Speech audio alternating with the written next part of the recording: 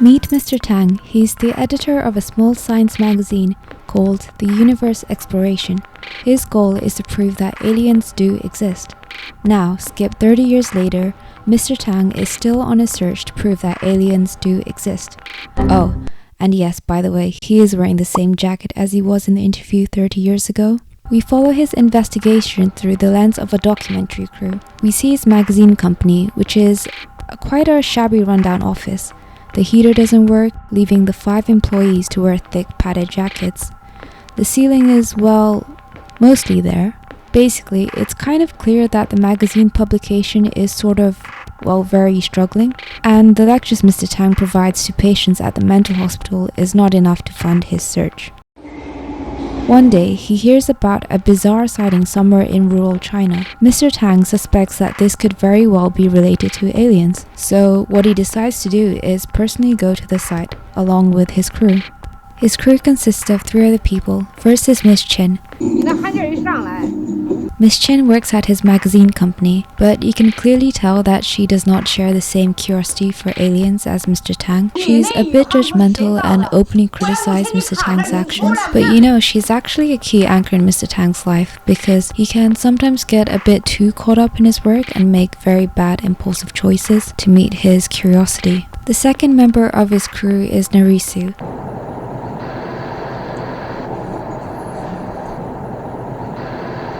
He works at the weather station where he releases weather balloons up to the sky, and when these balloons explode, they reflect light back into the sky. And what happened was a local goat herd saw the explosion, and he was obviously just wondering what on earth is happening, and unsurprisingly, Mr. Tang decided to see this sighting in person, which is where he and Narisu first met. Narisu often joins Mr. Tang to these sightings. Why he does this, it's not so clear, other than he finds it pretty dope. He likens drinking to being carried in a UFO where he can be transported anywhere. He seems like a young man with no clear goals, searching for excitement and going wherever it takes him, aimlessly hoping to reach a nameless destination. And finally, we have Zhao Zhao, who is around Mr. Tang's daughter's age. She is a longtime fan of the Universe Exploration magazine, ever since their first publication. The theories of the galaxy have always fascinated her. She often shows a bright and curious persona, but it seems that reality is always grounded in her, yet she tries to escape it in her own way.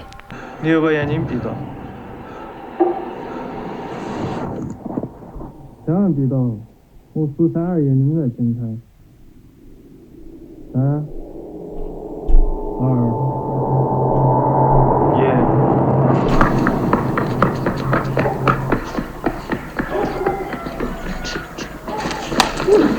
Now, he isn't part of the official crew, but Yitong is a key character in the movie. Mr. Tang believes this strange man is somehow connected to the recent abnormal sighting and could help lead him to uncovering the truth about aliens. He wears a pot as a hat, which Mr. Tang first suspects he uses to limit cosmic signals overloading his brain. He faints randomly, and the only book he reads is the Chinese dictionary. Also, Yitong did say an unidentified extraterrestrial life form has been sending signals to him, which causes Mr. Tang to carefully observe him. This movie was actually inspired by a news story in Shandong, China. A man had claimed to have captured an alien that got stuck in his electric fence in his field, and he decided to store the alien in his freezer.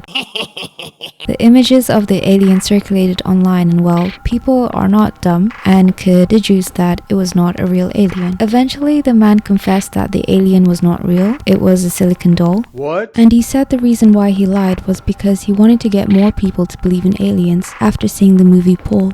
And this got the director thinking, what if the man was actually telling the truth? And that's kind of how the story came to be.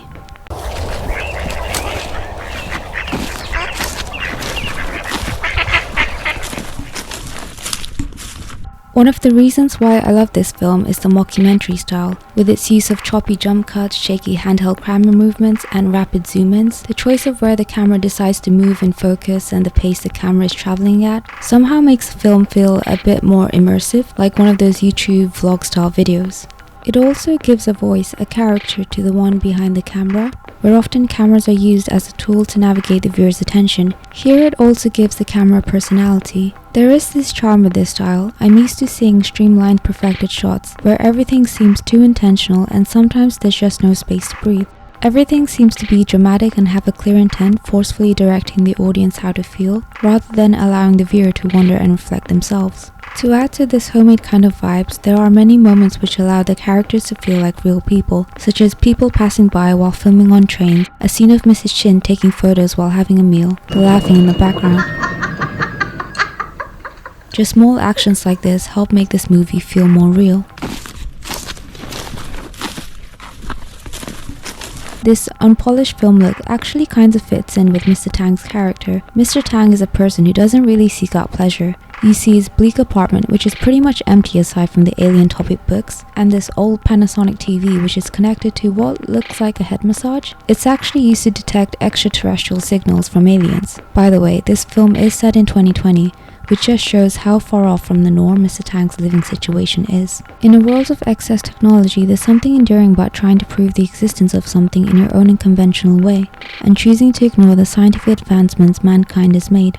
Instead, relying on dubious posts on online forums from strangers and going in person to witness alien sightings. Even amidst the constant ridicule and comments saying your search is pointless. Also, it kind of makes you wonder, what is it that keeps Mr. Tang going? For a man who deprives himself of all indulgences, is his curiosity alone enough to keep him going? And if he did manage to prove alien existence, what does he think it will achieve? Early on, we discover Mr. Tang's daughter took her life. He says to Xiao Xiao, if only his daughter was as curious as her, then maybe she would have, and doesn't finish his sentence. Perhaps there are things in life he cannot understand, and believes the answer lies elsewhere, because if he cannot find it on this earth, somewhere in the universe must have it.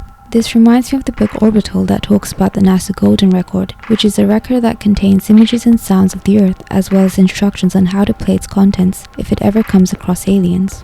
The author asks, even if aliens were to find this record, could they truly understand us? Humans are so much more than just a collection of products.